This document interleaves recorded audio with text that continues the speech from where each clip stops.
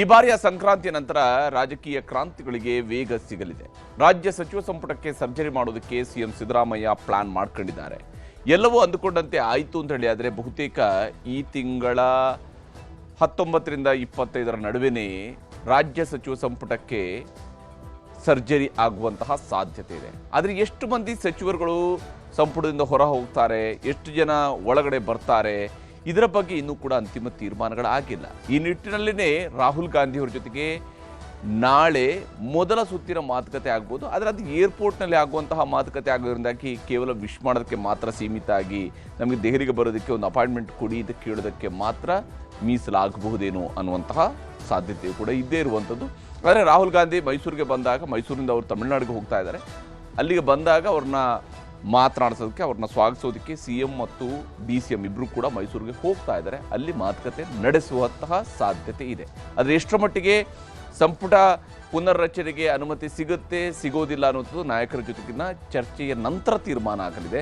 ಮುಖ್ಯಮಂತ್ರಿಯವರು ಬಯಸಿದ್ದಾರೆ ಸಂಪುಟ ಪುನರ್ರಚನೆ ಆಗಬೇಕು ಅಂತ ಹೇಳಿ, ಉಪಮುಖ್ಯಮಂತ್ರಿಯವರು ಬಯಸಿದ್ದಾರೆ ತಾನು ಮುಖ್ಯಮಂತ್ರಿ ಆಗಬೇಕು ಅಂತ ಹೇಳಿ. ಹೀಗಾಗಿ ಇದರಲ್ಲಿ ಯಾರ ಬಯಕೆಗೆ ಅಸ್ತು ಅಂತೇಳಿ ಹೈಕಮಾಂಡ್ ಕಡೆಯಿಂದ ಸಿಗುತ್ತೆ, ನೋಡಬೇಕಾಗಿದೆ. ವಿಶೇಷವಾಗಿ ಒಂದು ವೇಳೆ ಸಂಪುಟ ಪುನರ್ರಚನೆಗೆ ಅವಕಾಶ ಸಿಕ್ತು ಅಂತ ಹೇಳಿ ಆದರೆ ಅದು ಉಪಮುಖ್ಯಮಂತ್ರಿಯವರಿಗೆ ರೆಡ್ ಸಿಗ್ನಲ್ನ ರೀತಿಯಲ್ಲಿ, ಅಂದರೆ ನೀವು ಮುಖ್ಯಮಂತ್ರಿ ಆಗುವಂತಹ ಅವಕಾಶ ಸದ್ಯಕ್ಕಂತೂ ಇಲ್ಲ ಅನ್ನುವಂಥದ್ದಾಗುತ್ತೆ. ಆದರೆ ಸಂಪುಟ ಪುನರ್ರಚನೆಗೆ ಅವಕಾಶ ಸಿಕ್ಕಿಲ್ಲ ಅಂತೇಳಿ ಆದರೆ ಅದು ಸಿದ್ದರಾಮಯ್ಯನವರ ಪಾಲಿಗೂ ರೆಡ್ ಸಿಗ್ನಲ್ ಆಗ್ಬೋದು. DCM ಅವರು ಇನ್ನಷ್ಟು ದಿವಸಗಳವರೆಗೆ ನಾನು ಮುಖ್ಯಮಂತ್ರಿ ಆಗೋದ್ರ ಬಗ್ಗೆ ಕನಸನ್ನು ಅವರು ಮುಂದುವರಿಸ್ಬೋದು.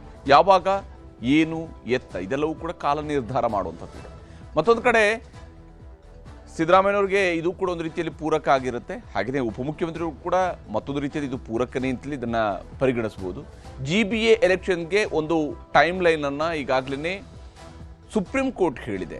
ಯಾವ ಅವಧಿಯೊಳಗಡೆ ನೀವು ಈ ಪ್ರಕ್ರಿಯೆಗಳನ್ನು ಮುಗಿಸ್ಬೇಕು ಅನ್ನೋಂಥ ಒಂದು ಟೈಮ್ ಲೈನನ್ನು ಹೇಳಿದೆ. ಇದರ ಮೂಲಕವಾಗಿ ಈಗ ರಾಜ್ಯ ಸರ್ಕಾರ, ಪ್ರತಿಪಕ್ಷಗಳು ಎಲ್ಲರೂ ಕೂಡ GBAನ ಯುದ್ಧಕ್ಕೆ ರೆಡಿ ಆಗಬೇಕಾಗಿದೆ. ಇಲ್ಲಿರ್ತಕ್ಕಂಥ 5 ಪಾಲಿಕೆಗಳಿಗೆ ನಡೆಯುವಂತಹ ಚುನಾವಣೆ, ಈ 5 ಪಾಲಿಕೆಗಳ ಚುನಾವಣೆಗೆ ತಯಾರಿಯನ್ನು ಮಾಡಿಕೊಳ್ಬೇಕಾಗಿರುವಂಥದ್ದು ರಾಜಕೀಯ ಪಕ್ಷಗಳಿಗಿರುವಂತಹ ಸಹಜವಾಗಿರುವಂತಹ ಸವಾಲು. ಅದಕ್ಕೆ ಬೇಕಾದಂಥ ತಯಾರಿ ಹೇಗೆಲ್ಲ ನಡೆದಿದೆ ಅನ್ನೋದನ್ನು ಕೂಡ ತೋರಿಸ್ತೀನಿ ಇವತ್ತಿನ ಪಂಚಾಯಿತಿಯ ಮೊದಲ ಸುದ್ದಿಯಲ್ಲಿ, ರಾಜಕೀಯ ಸಂಕ್ರಾಂತಿ ಬಗ್ಗೆ. ಇನ್ನು ಇವತ್ತಿನ ಪಂಚಾಯಿತಿಯ ಎರಡನೇ ಸುದ್ದಿ, ಬಳ್ಳಾರಿಯಲ್ಲಿ ಬಲ ಪ್ರದರ್ಶನ. ಕಾಂಗ್ರೆಸ್ ಮತ್ತು ಬಿಜೆಪಿ ನಡುವಿನ ಬ್ಯಾನರ್ ಗಲಾಟೆಯಲ್ಲಿ ಕಾಂಗ್ರೆಸ್ನ ಕಾರ್ಯಕರ್ತನೊಬ್ಬ ಸಾವಿಗೀಡಾಗಿದ್ದ. ಅಲ್ಲಿಂದ ಶುರುವಾಗಿದ್ದಂತಹ ರಾಜಕೀಯ ಜಿದ್ದಾಜಿದ್ದಿ ಇನ್ನೂ ನಿಂತಿಲ್ಲ.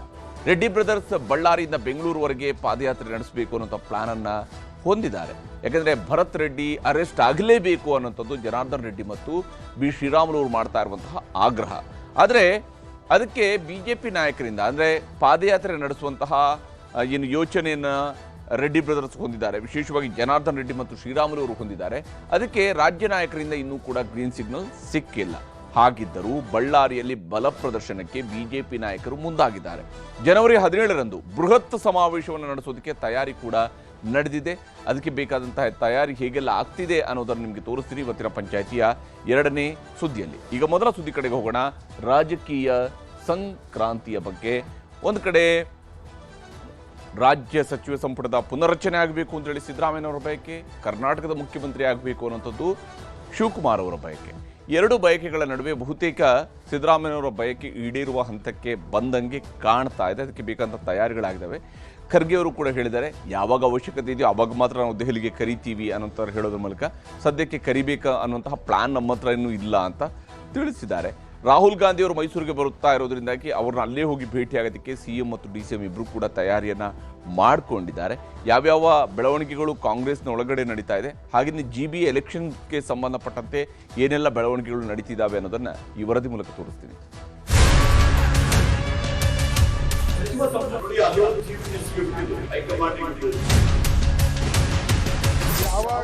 ನಮ್ಗೆ ಅವಶ್ಯಕತೆ ಇರ್ತದೋ ಅವಾಗ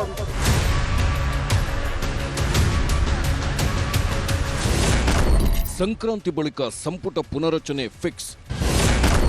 ನಾಳೆ ರಾಹುಲ್ ಗಾಂಧಿ ಜೊತೆ CM DCM meeting. CM Siddaramaiah ನೇತೃತ್ವದಲ್ಲಿ ಕಾಂಗ್ರೆಸ್ ಸರ್ಕಾರ 2.5 ವರ್ಷ ಪೂರ್ಣಗೊಳಿಸಿ ಮುನ್ನುಗ್ಗುತ್ತಿದೆ. ಸ್ವತಃ ಸಿದ್ದರಾಮಯ್ಯನವರು ಮಾಜಿ ಸಿಎಂ ದೇವರಾಜ ಅರಸು ಹೆಸರಿನಲ್ಲಿದ್ದ ಸುದೀರ್ಘ ಅವಧಿಯ ಮುಖ್ಯಮಂತ್ರಿ ದಾಖಲೆ ಮುರಿದು ಫುಲ್ ಆಕ್ಟಿವ್ ಆಗಿದ್ದಾರೆ. ಈ ದಾಖಲೆಯ ಕಿರೀಟಕ್ಕೆ ಹೊಸ ಗರಿ ಸೇರಿಸಲು ಇದೀಗ ಸಂಪುಟ ಪುನರಚನೆಗೆ ಸಿಎಂ ಕೈ ಹಾಕಿದಂತಿದೆ. ನಾಳೆ ಮೈಸೂರಿನಲ್ಲಿ ರಾಹುಲ್ ಗಾಂಧಿ ಭೇಟಿ ಮಾಡಲಿದ್ದಾರೆ ಸಿಎಂ ಡಿಸಿಎಂ. ದೆಹಲಿಯಿಂದ ಮೈಸೂರಿಗೆ ಬಂದು ತಮಿಳುನಾಡಿನ ಗುಡಲೂರಿಗೆ ಹೋಗಲಿರುವ ರಾಹುಲ್ ಗಾಂಧಿ ಜೊತೆ ಏರ್ಪೋರ್ಟ್ನಲ್ಲೇ ಕೆಲಹೊತ್ತು ಸಭೆ ಮಾಡಲು ತಯಾರಿ ನಡೆದಿದೆ. ಇದೇ ವೇಳೆ ಹಲವು ವಿಚಾರಗಳ ಬಗ್ಗೆ ರಾಹುಲ್ ಗಾಂಧಿ ಜೊತೆ ಚರ್ಚೆ ನಡೆಸುವ ನಿರೀಕ್ಷೆ ಇದೆ. 2.5 ವರ್ಷಗಳ ಬಳಿಕ ಆಗುತ್ತೆ ಎಂದೆಲ್ಲ ಚರ್ಚೆಯಾಗುತ್ತಿರುವ ಅಧಿಕಾರ ಹಂಚಿಕೆ ವಿಚಾರಕ್ಕೆ ಸ್ಪಷ್ಟತೆ ಸಿಗಲಿದೆ. ಸಂಪುಟ ಪುನರಚನೆ ಗೊಂದಲವೂ ಬಗೆಹರಿಯಲಿದೆ. ಜಿಬಿಎ ಹಾಗೂ ಸ್ಥಳೀಯ ಸಂಸ್ಥೆ ಚುನಾವಣೆ ಬಗ್ಗೆಯೂ ಚರ್ಚೆ ಆಗಲಿದೆ. ಸಿದ್ದರಾಮಯ್ಯ ಪ್ರತಿಷ್ಠೆಯ ಜಾತಿ ಸಮೀಕ್ಷೆ, ಬಜೆಟ್ ಮಂಡನೆಗೂ ಅಂತಿಮ ಮುದ್ರೆ ಸಿಗಲಿದೆ. ಕೇಂದ್ರ ಸರ್ಕಾರದ ವಿರುದ್ಧ ಮನ್ರೇಗಾ ಹೋರಾಟ ಮಾಡಲು ರೂಪುರೇಷೆ ಆಗಲಿದೆ. ಇತ್ತೀಚೆಗೆ ಬಳ್ಳಾರಿಯ ಜನಾರ್ದನ್ ರೆಡ್ಡಿ ಮನೆ ಮುಂದಿನ ಗಲಾಟೆ ವಿಚಾರವನ್ನು ರಾಹುಲ್ಗೆ ಮನವರಿಕೆ ಮಾಡಿಕೊಡಲಿದ್ದಾರೆ ಸಿಎಂ ಡಿಸಿಎಂ. ಹಾಗೆ ಪ್ರಸಕ್ತ ರಾಜ್ಯ ರಾಜಕೀಯ ವಿದ್ಯಮಾನಗಳ ಬಗ್ಗೆಯೂ ರಾಹುಲ್ ಸಿಎಂ ಡಿಸಿಎಂ ಚರ್ಚೆ ಮಾಡುವ ನಿರೀಕ್ಷೆ ಇದೆ. ಒಂದು ವೇಳೆ ಸಿದ್ದರಾಮಯ್ಯನವರಿಗೆ ಈಗ ಸಂಪುಟ ಪುನರಚನೆಗೆ ಅನುಮತಿ ಸಿಕ್ಕರೆ ಸಿಎಂ ಕುರ್ಚಿ ಕದನಕ್ಕೂ ಫುಲ್ ಸ್ಟಾಪ್ ಬೀಳಲಿದೆ. ಸಿಎಂ ಬದಲಾವಣೆ ಇಲ್ಲವೆಂಬ ಸಂದೇಶದೊಂದಿಗೆ ಸಿದ್ದರಾಮಯ್ಯನವರೇ ಪೂರ್ಣಾವಧಿ ಸಿಎಂ ಅನ್ನೋದಕ್ಕೂ ಅಲ್ಲೇ ಉತ್ತರ ಸಿಗಲಿದೆ. ಸಿದ್ದರಾಮಯ್ಯನವರ ಆಪ್ತ ಸಚಿವರು ಕೂಡ ಇಂಥದ್ದೇ ವಿಶ್ವಾಸ ಹೊಂದಿದ್ದು ಸದ್ಯಕ್ಕೆ ರಾಜ್ಯದಲ್ಲಿ ಸಿಎಂ ಕುರ್ಚಿ ಖಾಲಿ ಇಲ್ಲ ಎನ್ನುತ್ತಿದ್ದಾರೆ. ನಮ್ಮ ಪಕ್ಷ one of the largest political party in the country. ನಮ್ಮ ಪಕ್ಷದಲ್ಲಿ ಕೆಲವೊಂದು ಸಿಸ್ಟಮ್ಸ್ ನಮ್ಮ ಪಕ್ಷದಲ್ಲಿ ಈಗ ಸಿಎಂ ಲೀಡರ್ ಆಗಿ ಚೀಫ್ ಮಿನಿಸ್ಟರ್ ಖಾಲಿ ಇಲ್ಲ. ಆ ಖಾಲಿ ಬರುವಾಗ ನಮ್ಮ ಪಕ್ಷದವರು ಅದಕ್ಕೆ ಕರೆಕ್ಟ್ ಆಗಿ ತೀರ್ಮಾನ ತಗೊಂಡು ಅದಕ್ಕೆ ಇದು ಮಾಡ್ತಾರೆ. ಈಗ ನೋ ವೇಕೆನ್ಸಿ ಅಲ್ಲ ಸರ್, ಸಚಿವ ಸಂಪುಟ ಏನಾದ್ರು ಬದಲಾವಣೆ ಆಗುತ್ತಾ ನೋಡಿ, ಅದು ಚೀಫ್ ಮಿನಿಸ್ಟರ್ಗೆ ಬಿಟ್ಟಿದ್ದು, ಹೈಕಮಾಂಡಿಗೆ ಬಿಟ್ಟಿರ್ತಾರೆ, ನನಗಲ್ಲ. ನಾಳೆ ಅದರ ಕಂಪ್ಲೀಟ್ ಸಿಎಂಗೆ ಬಿಟ್ಟಿದ್ದು, ಅವರು ಹೈಕಮಾಂಡ್ ಒಟ್ಟಿಗೆ ಮಾತಾಡಿ ಅದಕ್ಕೆ ನನಗೆ ಆ ವಿಚಾರದಲ್ಲಿ ನನಗೆ ಆನ್ಸರ್ ಮಾಡ್ಲಿಕ್ಕೆ ಆಗುತ್ತೆ. ನಾಳೆ ರಾಹುಲ್ ಗಾಂಧಿ ಜೊತೆಗೆ ಮೈಸೂರಿನಲ್ಲಿ ಭೇಟಿ ಮಾಡುವ ವೇಳೆ ದೆಹಲಿಯಲ್ಲಿ ಮತ್ತೊಮ್ಮೆ ಭೇಟಿಯಾಗಲು ಸಮಯಾವಕಾಶ ಕೇಳುವ ನಿರೀಕ್ಷೆ ಇದೆ. ಸಂಪುಟ ಪುನರಚನೆಯ ಬಗ್ಗೆ ದೆಹಲಿಯಲ್ಲಿ ಸೋನಿಯಾ ಖರ್ಗೆ ಸಮ್ಮುಖದಲ್ಲೇ ಚರ್ಚೆ ನಡೆಸುವ ನಿರೀಕ್ಷೆ ಇದೆ. ಹಾಗೊಂದು ವೇಳೆ ಹೈಕಮಾಂಡ್ ಗ್ರೀನ್ ಸಿಗ್ನಲ್ ಕೊಟ್ಟರಷ್ಟೇ ಸಂಪುಟ ಪುನರಚನೆ ಮಾತುಕತೆ ನಡೆಯಲಿದೆ. ಇದರ ನಡುವೆ ಸಂಕ್ರಾಂತಿಯ ಮರುದಿನವೇ ಡಿಸಿಎಂ ಡಿಕೆ ಶಿವಕುಮಾರ್ ದೆಹಲಿಗೆ ಹಾರಲಿದ್ದಾರೆ. ಅಸ್ಸಾಂ ಚುನಾವಣೆ ವೀಕ್ಷಕರಾಗಿ ನೇಮಕಗೊಂಡಿರುವುದರಿಂದ ಅದಕ್ಕೆ ಸಂಬಂಧಿಸಿದ ಸಭೆಯಲ್ಲಿ ಡಿಸಿಎಂ ಪಾಲ್ಗೊಳ್ಳಲಿದ್ದಾರೆ. ಇದಾದ ನಂತರ ಮತ್ತೊಮ್ಮೆ ಜನವರಿ 22ರಂದು ದೆಹಲಿಗೆ ಹೋಗಲು ಪ್ರವಾಸ ಫಿಕ್ಸ್ ಆಗಿದೆ. ಆದರೆ ಅದಕ್ಕೂ ಮುಂಚಿತವಾಗಿ ಅಂದರೆ ಜನವರಿ 17ರಿಂದ ರಾಹುಲ್ ಗಾಂಧಿ ಲಂಡನ್ ಪ್ರವಾಸ ಕೈಗೊಳ್ಳುತ್ತಿರುವ ಹಿನ್ನೆಲೆಯಲ್ಲಿ ಅಷ್ಟರೊಳಗೆ ರಾಜ್ಯದ ರಾಜಕೀಯದ ಬಗ್ಗೆ ಸ್ಪಷ್ಟತೆ ಪಡೆಯಲು ಡಿಕೆಶಿ ಹರಸಾಹಸ ಮಾಡುತ್ತಿದ್ದಾರೆ. ಇದರ ನಡುವೆ ಇಂದು ಕಲ್ಯಾಣ ಕರ್ನಾಟಕ ಭಾಗದ ಅಭಿವೃದ್ಧಿ ಕಾರ್ಯಗಳಿಗೆ ಸಿಎಂ ಡಿಸಿಎಂ ಹಾಗೂ ಎಐಸಿಸಿ ಅಧ್ಯಕ್ಷ ಮಲ್ಲಿಕಾರ್ಜುನ್ ಖರ್ಗೆ ಜೊತೆ ಸೇರಿ ಚಾಲನೆ ನೀಡಿದ್ದಾರೆ. ಎಐಸಿಸಿ ಅಧ್ಯಕ್ಷ ಮಲ್ಲಿಕಾರ್ಜುನ್ ಖರ್ಗೆ ಅವರ ಜೊತೆಗೆ ಡಿಸಿಎಂ ಡಿಕೆ ಶಿವಕುಮಾರ್ ಬೆಂಗಳೂರಿನ ಖರ್ಗೆ ಮನೆಯಿಂದ ಕಲಬುರಗಿಗೂ ಪ್ರಯಾಣ ಮಾಡಿದ್ದರು. ಒಂದೇ ಕಾರು ಒಂದೇ ವಿಮಾನದಲ್ಲಿ ಹೋಗಿದ್ದೂ ಕೂಡ ಕುತೂಹಲ ಮೂಡಿಸಿತ್ತು. ಆದರೆ ಹಾಗೆ ಕಲಬುರಗಿಗೆ ತೆರಳುವುದಕ್ಕೂ ಮೊದಲು ಮಾತಾಡಿದ್ದ ಮಲ್ಲಿಕಾರ್ಜುನ್ ಖರ್ಗೆ ಅಗತ್ಯ ಬಿದ್ದಾಗ ಮಾತ್ರ ದೆಹಲಿಗೆ ಸಿಎಂ ಡಿಸಿಎಂ ಅವರನ್ನ ಕರೆಸಿಕೊಳ್ತೀವಿ ಎಂದಿದ್ದಾರೆ. ಅವ್ರೇನು ಹೇಳ್ತಾ ಇದ್ದಾರೆ ಅದಕ್ಕೆ ಉತ್ತರ ಕೊಡಕ್ಕೆ ಹೋಗೋದಿಲ್ಲ. ನೋಡಿ, ಯಾವಾಗ ನಮ್ಗೆ ಅವಶ್ಯಕತೆ ಇರ್ತದೋ ಅವಾಗ ಕರೀತಾರೆ. ಅವ್ರೇನು ಹೇಳ್ತಾ ಇದ್ದಾರೆ ಅದಕ್ಕೆ ಉತ್ತರ ಕೊಡಕ್ಕೆ ಹೋಗೋದಿಲ್ಲ. ನೋಡಿ, ಯಾವಾಗ ನಮ್ಗೆ ಅವಶ್ಯಕತೆ ಇರ್ತದೋ ಅವಾಗ ಕರೀತಾರೆ. ಇದಾದ ನಂತರ ಜೊತೆಗೆ ಹೋದವರು ಕಲಬುರಗಿಯ ಯಡ್ರಾಮಿಯಲ್ಲಿ ನಡೆದ ಕಾರ್ಯಕ್ರಮದಲ್ಲಿ ಪಾಲ್ಗೊಂಡರು. 163 ಕೋಟಿ ರೂಪಾಯಿ ವೆಚ್ಚದಲ್ಲಿ ಹೊಸ ತಾಲೂಕುಗಳಲ್ಲಿ 17 ಪ್ರಜಾಸೌಧ ಕಟ್ಟಡ, 600 ಕೋಟಿ ರೂಪಾಯಿ ವೆಚ್ಚದಲ್ಲಿ 300 ಹೊಸ ಕೆಪಿಎಸ್ ಶಾಲೆಗಳ ನಿರ್ಮಾಣಕ್ಕೆ ಅಡಿಗಲ್ಲು ಹಾಕಿದ್ರು. ಕಾರ್ಯಕ್ರಮದಲ್ಲಿ ಮಾತನಾಡಿದ ಮಲ್ಲಿಕಾರ್ಜುನ್ ಖರ್ಗೆ, ಸಿಎಂ ಹಾಗೂ ಡಿಸಿಎಂ ಇಬ್ಬರಿಗೂ ಕೇವಲ ಬೆಂಗಳೂರು ಮೈಸೂರು ಅಷ್ಟೇ ಅಭಿವೃದ್ಧಿ ಆದ್ರೆ ಸಾಲದು, ನಮ್ಮ ಕಡೆಯೂ ಸ್ವಲ್ಪ ನೋಡಿ ಕೆಲಸ ಮಾಡಿ ಅಂತ ವೇದಿಕೆಯಲ್ಲೇ ತಾಕೀತು ಮಾಡಿದ್ರು. ನನಗನ್ನಿಸ್ತಾ ಇದೆ, ನಾನು ಈ ಭಾಗದಾಗ ಹುಟ್ಟಬೇಕಾಗಿತ್ತು, ನನಗೂ ಅಭಿವೃದ್ಧಿ ಸಿಗ್ತಿತ್ತು. ನಮಗೆ ನೀವಿಲ್ಲಿ ಹುಟ್ಟೋದು ಬೇಡ, ನಾವು ಅಲ್ಲಿ ಹುಟ್ಟೋದು ಬೇಡ. ನಮಗೆ ಬೇಕಾಗಿದ್ದೇನೆಂದರೆ ಮೈಸೂರು ಮತ್ತು ನಿಮ್ಮ ಕಾನ್ಸ್ಟಿಟ್ಯೂನ್ಸಿ ಹೆಂಗಿದೆ ಅದೇ ಮಾಡಿ. ನಮಗೆ ಬೇರೆ ಬೇಡ. ನಮಗೆ ಸಿಂಗಾಪುರ್ ಬೇಡ, ಲಂಡನ್ ಬೇಡ, ಅಮೇರಿಕಾ ಬೇಡ. ನಿಮ್ಮ ಮೈಸೂರು ಹೆಂಗಿದೆ, ನಿಮ್ಮ ಕ್ಷೇತ್ರ ಹೆಂಗಿದೆ ಅಷ್ಟು ಮಾಡಿಕೊಡ್ರಪ್ಪ ಸಾಕು. ಅದನ್ನೇ ಆಗ್ತಾ ಇಲ್ಲ ಅಂತ ಹೇಳಿ ನಮಗೆ ನೀವು ವಿಶೇಷ ಲಕ್ಷ ಕೊಡಬೇಕು ಅಂತ ಹೇಳಿ ದೇಶದಾಗ ಯಾರೂ ಕೂಡ ಈ ಕಾನೂನು ಮಾಡಿಲ್ಲ. ಸೋನಿಯಾ ಗಾಂಧಿ ಅವರು ನಾನು ಒತ್ತಾಯ ಮಾಡಿ ಅವ್ರಿಗೆ ಕೇಳಿಕೊಂಡು ನಮಗೆ ಮೆಚಾರಿಟಿ ಇರಲಿಲ್ಲ. ಆದರೂ ನಾನು ಎಲ್ಲರ ಮನೆಗೆ ಹೋಗಿ ಒಪ್ಪಿಸಿ ಈ ಕಾನೂನು ತಂದಿದ್ದೇವೆ. ಆ ಕಾನೂನು ಅಡಿಯಲ್ಲಿ ನೀವು ಸವಲತ್ತುಗಳು ಕೊಡಿ.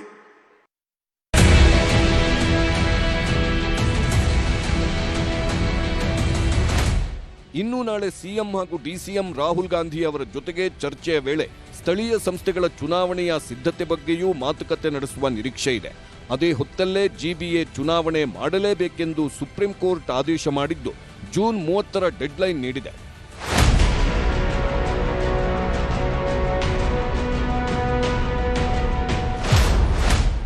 ಫೆಬ್ರವರಿ 20ರೊಳಗೆ ವಾರ್ಡ್ ವಿಂಗಡಣೆ ಅಧಿಸೂಚನೆ ಹೊರಡಿಸಬೇಕು. ಸಾರ್ವಜನಿಕರ ಆಕ್ಷೇಪಣೆ ಸ್ವೀಕರಿಸಿ ಬಗೆಹರಿಸಬೇಕು. ಮಾರ್ಚ್ 16ರ ಹೊತ್ತಿಗೆ ಅಂತಿಮ ಮತದಾರರ ಪಟ್ಟಿ ಸಿದ್ಧಪಡಿಸಬೇಕು. ಮೇ 26ರಿಂದಲೇ ಚುನಾವಣಾ ಪ್ರಕ್ರಿಯೆ ಶುರು ಮಾಡಬೇಕು. ಶಾಲಾ ಪರೀಕ್ಷೆಗಳು ಮುಗಿದ ಕೂಡಲೇ ಚುನಾವಣೆ ಪ್ರಕ್ರಿಯೆ ಆರಂಭಿಸಿ ಜೂನ್ 30ರೊಳಗೆ ಚುನಾವಣಾ ಪ್ರಕ್ರಿಯೆ ಮುಗಿಸಬೇಕೆಂದು ಸುಪ್ರೀಂ ಕೋರ್ಟ್ ಆದೇಶ ಮಾಡಿದೆ. ಜಿಬಿಎ ಚುನಾವಣೆಯ ತಯಾರಿಯಲ್ಲಿದ್ದ ಸರ್ಕಾರ ಈಗಾಗಲೇ ಹಲವು ಸುತ್ತಿನ ಸಭೆ ಮಾಡಿದೆ. ಬೆಂಗಳೂರು ಅಭಿವೃದ್ಧಿ ಸಚಿವ ಹಾಗೂ ಕೆಪಿಸಿಸಿ ಅಧ್ಯಕ್ಷರೂ ಆಗಿರುವ ಡಿಕೆ ಶಿವಕುಮಾರ್ ಈಗಾಗಲೇ ಸಭೆಗಳನ್ನು ಮಾಡಿ ಚುನಾವಣೆಗೆ ಪಕ್ಷವನ್ನ ಸಜ್ಜುಗೊಳಿಸುತ್ತಿದ್ದಾರೆ. ಜಿಬಿಎ ವ್ಯಾಪ್ತಿಯ 5 ಪಾಲಿಕೆಗಳಿಗೆ 5 ಸಚಿವರುಗಳನ್ನ ಉಸ್ತುವಾರಿಗಳಾಗಿ ನೇಮಿಸಿದ್ದಾರೆ. ಸರ್ಕಾರವೇ ವಿಂಗಡಣೆ ಮಾಡಿದ್ದ 369 ವಾರ್ಡ್ಗಳಿಗೆ ಮೀಸಲಾತಿ ಕರಡು ಪಟ್ಟಿಯನ್ನು ಘೋಷಿಸಿ ಆಕ್ಷೇಪಣೆಗೆ ಅವಕಾಶ ಕಲ್ಪಿಸಿದೆ.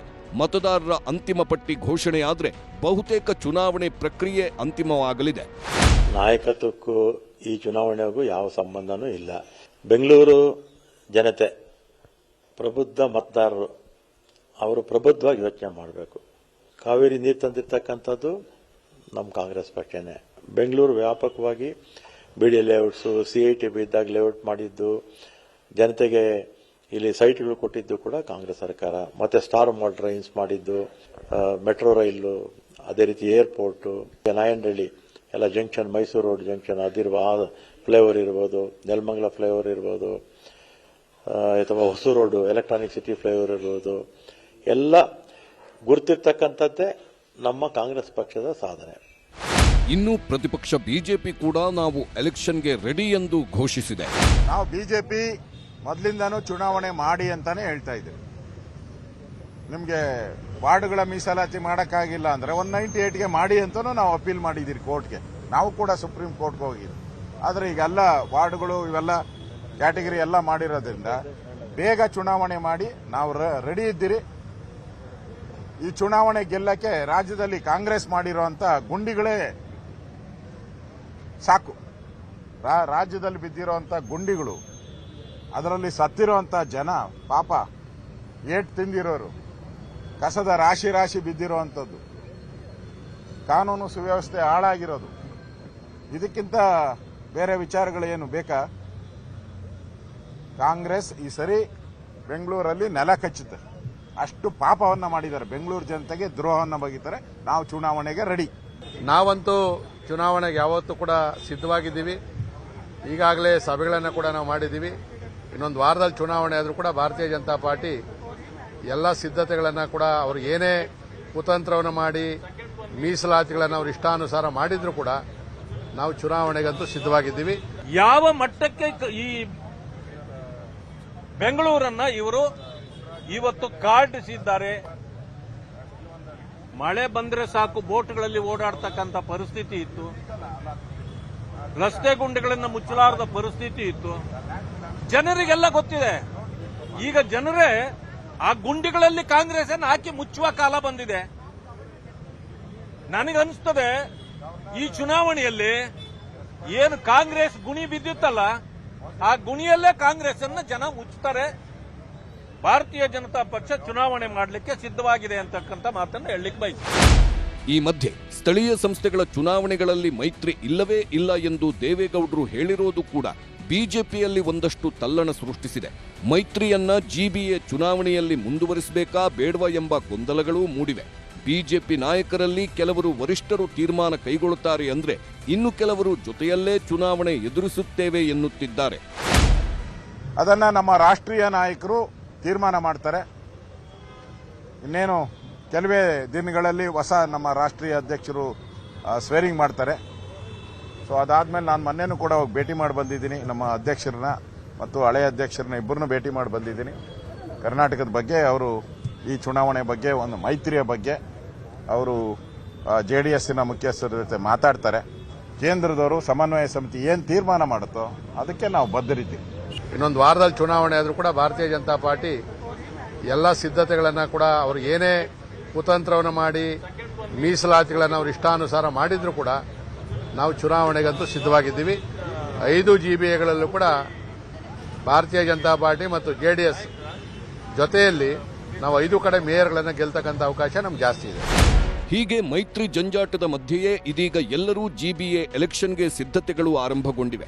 ಒಂದು ಕಡೆ ರಾಜ್ಯ ಸರ್ಕಾರದಲ್ಲಿ ಸಂಪುಟ ಪುನರಚನೆಯ ಕಸರತ್ತು ನಡೆಯುತ್ತಿದ್ರೆ, ಮತ್ತೊಂದೆಡೆ ಕಾಂಗ್ರೆಸ್, ಬಿಜೆಪಿ, JDS ಸೇರಿದಂತೆ ರಾಜಕೀಯ ನಾಯಕರು ಸ್ಥಳೀಯ ಸಂಸ್ಥೆಗಳ ಚುನಾವಣೆಗೆ ತಾಲೀಮು ಆರಂಭಿಸಿದ್ದಾರೆ. Bureau report, news 18. ಹೀಗೆ ರಾಜಕೀಯವಾಗಿ ಬಹಳಷ್ಟು ಬೆಳವಣಿಗೆಗಳು ನಡೀತಾ ಇದ್ದಾವೆ. ಎರಡನೇ ಸುದ್ದಿ ಕಡೆಗೆ ಹೋಗೋಣ. ಬಹಳ ಮುಖ್ಯವಾಗಿ ಬಳ್ಳಾರಿಯಲ್ಲಿ ಬಲ ಪ್ರದರ್ಶನಕ್ಕೆ ಈಗ ಮುಂದಾಗಿದ್ದಾರೆ. ಯಾಕಂದರೆ ಬಳ್ಳಾರಿಯಲ್ಲಿ ನಡೆದಿರತಕ್ಕಂತಹ ಬ್ಯಾನರ್ ಗಲಾಟೆಯಲ್ಲಿ ಒಬ್ಬ ಮೃತಪಟ್ಟಿದ್ದಾನೆ. ಆದರೂ ಕೂಡ ರಾಜಕೀಯದ ಜಿದ್ದಾಜಿದ್ದಿ ಕಡಿಮೆಯೂ ಆಗಿಲ್ಲ.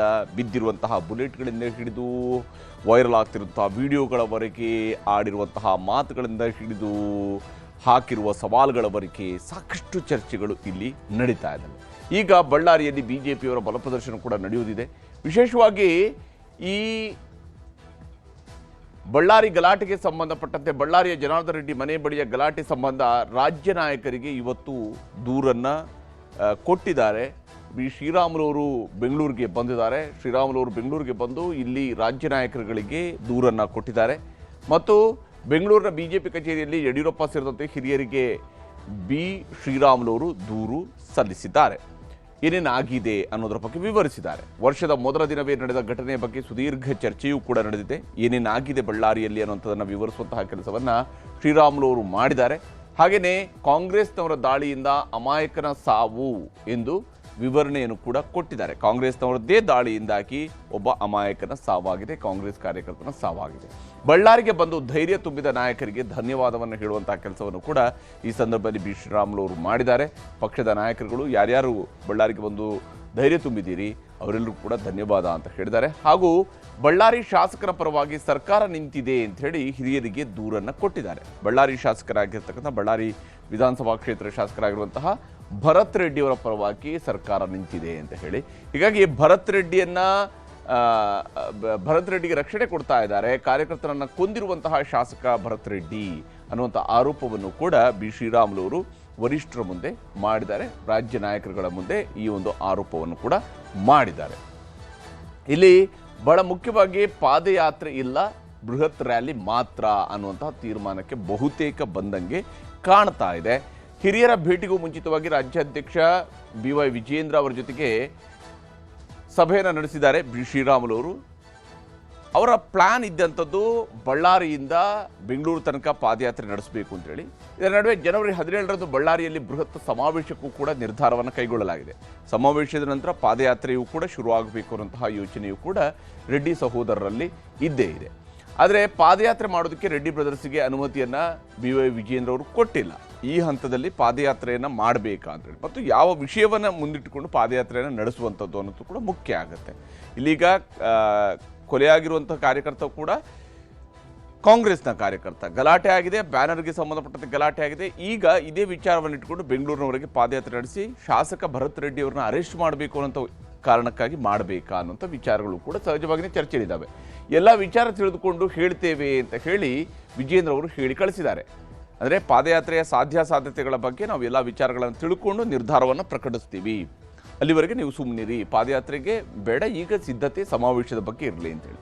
ಬಳ್ಳಾರಿ ಭಾಗದ ನಾಯಕರ ಪಾದಯಾತ್ರೆ ಪ್ಲಾನ್ಗೆ ಇದರಿಂದಾಗಿ ಕೊಂಚ ಹಿನ್ನಡೆ ಆಗಿದೆ. ಯಾಕೆಂದರೆ ರೆಡ್ಡಿ ಸಹೋದರರು ಈ ಪರಿಸ್ಥಿತಿಯ ಲಾಭವನ್ನು ಪಡ್ಕೊಳ್ಳುವಂತಹ ದೃಷ್ಟಿಯಿಂದ, ರಾಜಕೀಯ ಲಾಭವನ್ನು ಪಡ್ಕೊಳ್ಳುವಂತಹ ದೃಷ್ಟಿಯಿಂದ ಇದನ್ನು ಪಾದಯಾತ್ರೆಯಾಗಿ ಕನ್ವರ್ಟ್ ಮಾಡಬೇಕು. ಆ ಮೂಲಕ ಸಿದ್ದರಾಮಯ್ಯನವರು ಹೀಗೆ ಬೆಂಗಳೂರಿನಿಂದ ಬಳ್ಳಾರಿಗೆ ಪಾದಯಾತ್ರೆ ಮಾಡಿದ್ರು, ಅದೇ ಪ್ರಕಾರ ತಾವು ಕೂಡ ಪಾದಯಾತ್ರೆ ನಡೆಸಬೇಕು ಅನ್ನುವಂತಹ ಯೋಚನೆಯಲ್ಲಿ ಇದ್ದರು. ಆದರೆ ಆ ಪ್ಲಾನ್ಗೆ ಸ್ವಲ್ಪ ಹಿನ್ನಡೆ ಆಗಿದೆ.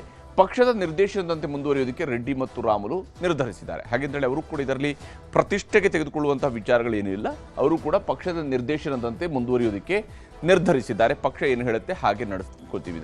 ಶ್ರೀರಾಮುಲು ಅವರು ಇದ್ರ ಬಗ್ಗೆ ಮಾತನಾಡಿದರೆ ತೋರಿಸ್ತೀನಿ. ಇವತ್ತು ನಾನು ಸುಖ ಸುಮ್ಮನೆ ನಿಮ್ಮ ಮೇಲೆ ಆರೋಪಣೆ ಮಾಡ್ತಾ ಇಲ್ಲ. ಇವತ್ತು ಶಾಸಕರಾದಂಥವ್ರು ಹೆಂಗೆ ಇರಬೇಕು ಅನ್ನೋಂಥದ್ದು ನಿಮಗೆ ಜ್ಞಾನ ಇಲ್ಲಾರ್ದಂಥ ಒಬ್ಬ ಶಾಸಕರನ್ನ ಹಿಡ್ಕೊಂಡು ಇವತ್ತು ನೀವೆಲ್ಲರೂ ಕೂಡ ಮಾತಾಡೋದು ನೀತಿ ಮಾತುಗಳು. ನಿಮ್ಮ ಶಾಸಕರೆಲ್ಲರೂ ಕೂಡ ಗುಂಡಾಗಿರಿ ಮಾಡಿಕೊಂಡು ಗನ್ನುಗಳನ್ನು ಹಿಡ್ಕೊಂಡು ಯಾರ ಮನೆ ಬೇಕಾದವ್ರು ನುಗ್ಗೋದು, ದಾಳಿ ಮಾಡೋದು, ಯಾರು ಬೇಕಾದವ್ರು ಕೊಂದಾಕಿದಂತ ಶಾಸಕರನ್ನ ಉಳಿಸೋಂತ ಕೆಲಸ ನಿಮ್ಮ ಸರ್ಕಾರ ಮಾಡ್ತಾ ಇದೆ. ಇಲ್ಲಿ ತನಕ ಆಗಿದೆ. ಪಕ್ಷ ನಮಗೆ ಪಾದಯಾತ್ರೆ ಮಾಡೋ ಸಲುವಾಗಿ ನಮಗೆ ಪರ್ಮಿಷನ್ ಅನ್ನು ಕೊಟ್ಟಿಲ್ಲ. ನಮ್ಮ ಅಧ್ಯಕ್ಷರ ಹತ್ರ ನಾವು ವಿನಂತಿಯನ್ನು ಮಾಡ್ಕೊಂಡಿದ್ವಿ. ನಮ್ಮ ಅಧ್ಯಕ್ಷರು ಹೇಳಿದಾರ, ನಾನು ಎಲ್ಲಾ ವಿಚಾರವನ್ನು ಮಾತಾಡಿಕೊಂಡು ನಿಮಗೆ ತಿಳಿಸೋಂತ ಕೆಲಸ ಮಾಡ್ತೀನಿ ಅಂತ ಹೇಳಿದಾರ. ನಮ್ಮ ಪಾರ್ಟಿ ಇವತ್ತು 17ನೇ ತಾರೀಕಿಗೆ ಸಮಾವೇಶ ಮಾಡಕ್ಕೆ ಅವಕಾಶವನ್ನು ಮಾಡಿಕೊಟ್ಟಿದೆ. ಇಲ್ಲಿ ತನಕ ಇನ್ನ ಏನು ಅಪ್ಡೇಟ್ ಆಗಿಲ್ಲ. ಅಪ್ಡೇಟ್ ಆದ್ರೆ ತಮ್ಗೆ ತಿಳಿಸೋಂತ ಕೆಲಸ ಮಾಡ್ತೀನಿ. ಹೀಗೆ ಸಮಾವೇಶವನ್ನು ಮಾಡಬೇಕು ಅನ್ನೋಂಥ ತೀರ್ಮಾನಕ್ಕೆ ಬಂದಿದ್ದಾರೆ. ಸಹಜವಾಗಿ ರಾಜಕೀಯವಾಗಿರುವಂತಹ ಜಿದ್ದಾಜಿದ್ದಿಯಲ್ಲಿ ಈ ರೀತಿಯಂಥ ಸಮಾವೇಶಗಳನ್ನು ಮಾಡುವಂಥದ್ದು. ಯಾಕಂದರೆ ಇಲ್ಲಿ ಬಳ್ಳಾರಿಯಲ್ಲಿ ನಡೆದಿರ್ತಕ್ಕಂತಹ ಬ್ಯಾನರ್ ಗಲಾಟೆಗೆ 2 ರೀತಿಯಾದಂಥ ವರ್ಷನ್ ಇದ್ದೇ ಇದೆ. ಒಂದು ಬೇಕಂತಲೇ ಇವರ ಮನೆ ಮುಂದೆ ಬಂದು ಗಲಾಟೆ ಎಬ್ಬಿಸಿದ್ರು ಅಂತೇಳಿ, ಇನ್ನೊಂದು ಬ್ಯಾನರನ್ನು ಹಾಕಕ್ಕೆ ಬಂದ್ವಿ, ಅದನ್ನು ಬಲವಂತವಾಗಿ ಇವರು ತೆರವುಗೊಳಿಸೋದ್ರಿಂದ ಗಲಾಟೆ ಆಯಿತು ಅನ್ನೋದು. ಈ ರೀತಿಯಂಥ 2 ವರ್ಷನ್, ಕಾಂಗ್ರೆಸ್ ಅವ್ರಿಗೆ ಒಂದು ವರ್ಷನ್, BJP ಅವ್ರದ್ದು ಒಂದು ವರ್ಷನ್ ಇದ್ದೇ ಇದೆ. ಆದರೆ ಇವರು ಯಾವುದೇ ರೀತಿಯಾದಂಥ ಅಭಿಪ್ರಾಯಗಳನ್ನ ಹೇಳಿದ್ರು ಕೂಡ ಒಬ್ಬ ವ್ಯಕ್ತಿ ಇಲ್ಲಿ ಸಾವಿಗೀಡಾಗಿದ್ದಾನೆ.